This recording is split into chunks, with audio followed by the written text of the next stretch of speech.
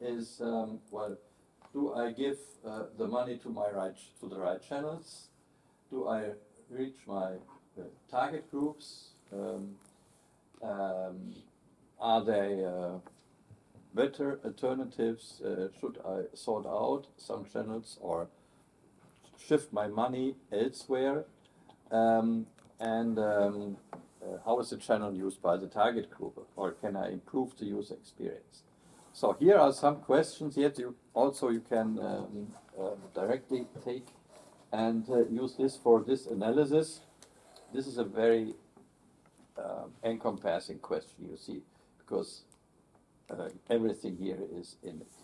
You can make this question much shorter, of course. This is the maximum you can ask, like communication channels by the festival, like flyers, posters, websites, social media, messenger services, newsletters, mailings.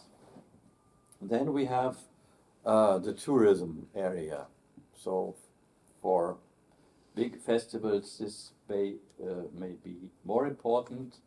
Local tourist information online, booking portals, travel guides, travel magazines, tour operators, and so on. So this is probably not always so important, but important then again, further communication channels like newspapers, radio, other websites, social media, app, and so forth. And others is this personal recommendation. So here you can then, so this is when you do a visitor study and you ask this question in a visitor study, you learn a lot about the channels that were successful for your campaign. Because the visitors that are there, they can tell you, well, I was made aware of the festival on this channel and that channel. A good result is when you see that the channels where you put a lot of money in or a lot of activity happens also is important for the visitors. If you realize that this is not the case, it's time to rethink the channels. Here's an example how this may look like when you do an analysis, for instance, according to age groups. Communication and age. Communication behavior is very different among age groups, of course. If you look at here, for instance, no, you don't see it. No.